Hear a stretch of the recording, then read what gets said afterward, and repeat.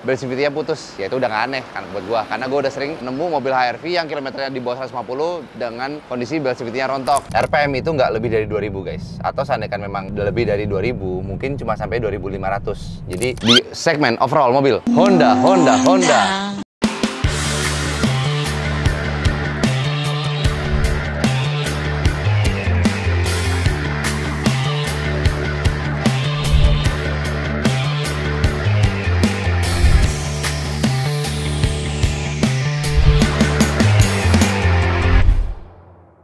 Baik lagi di channel YouTube Domo Transmisi, tapi bukan di Obsesi, di segmen overall mobil Honda.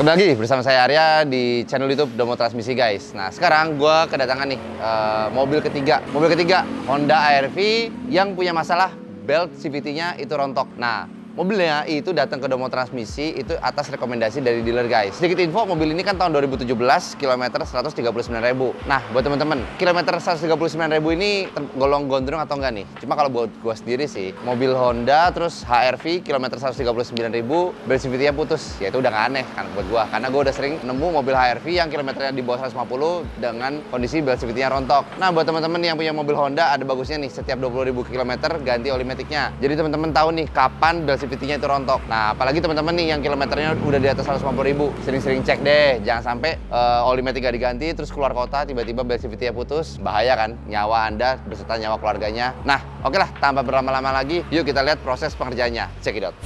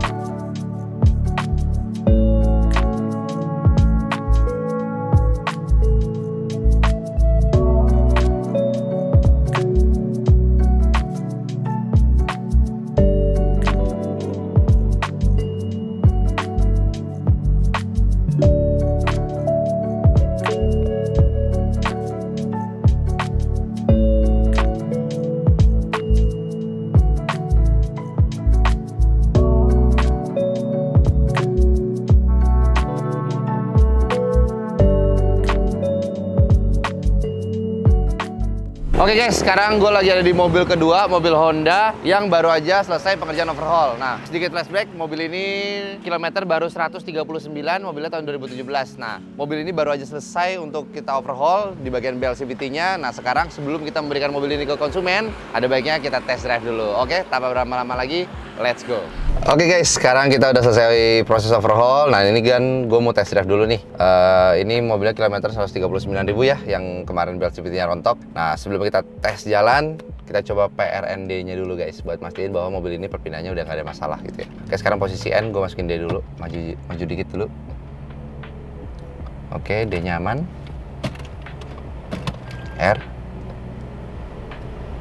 R-nya aman. Oke, N lagi. Kita coba ke P, masuk R. Oke, aman guys. Oke, sekarang kita udah pastikan PRND-nya aman. Sekarang berarti kita tinggal tes jalan. Oke, let's go.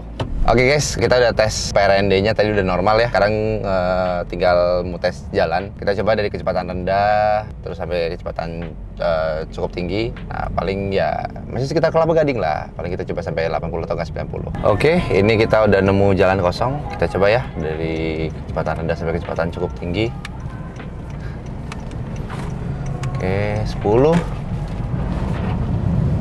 20.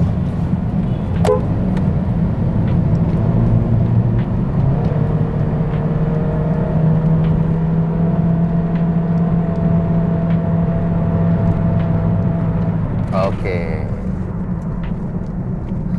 bagus ya, nggak ada trouble. Tadi hampir sampai 100.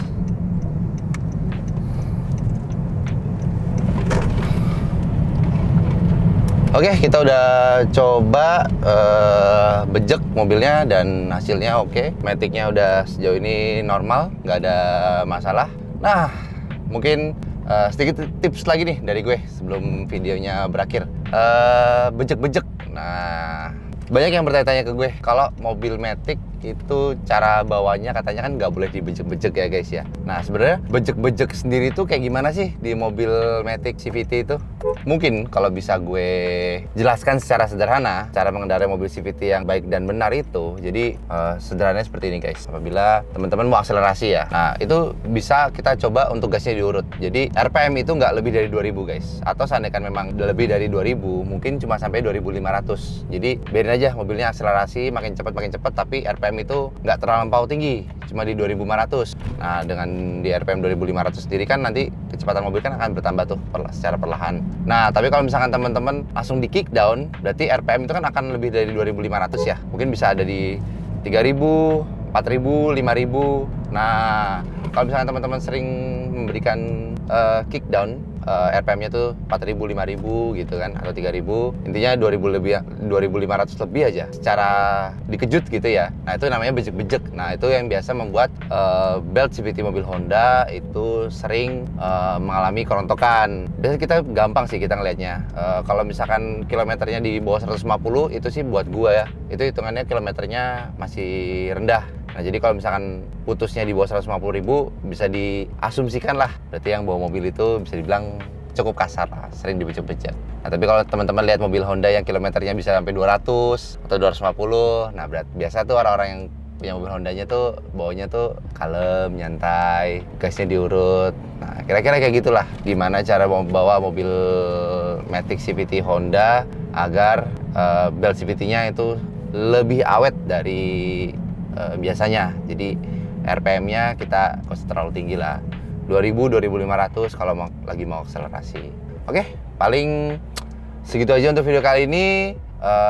Kalian boleh like dan komen kalau kalian suka dengan video ini. Terus buat teman-teman yang tinggal di daerah sekitar Jabodetabek, teman-teman bisa aja langsung datang ke Domo Transmisi yang ada di daerah Kelapa Gading atau Jakarta Utara. Nah, terus teman-teman yang tinggal di daerah sekitar Bintaro, Tangerang Selatan, teman-teman bisa juga langsung aja datang ke Domo Transmisi yang ada di Bintaro. Terus Bandung kita udah ada di Padalarang, dan Surabaya kita sudah ada di Jalan Raya Lontar. Oke, segitu aja untuk video kali ini. Jangan lupa like, comment, dan subscribe YouTube Domo Transmisi, dan juga jangan lupa untuk follow dan Instagram dan TikTok kita di Domo Transmisi. Domo Transmisi, Dokter Matic.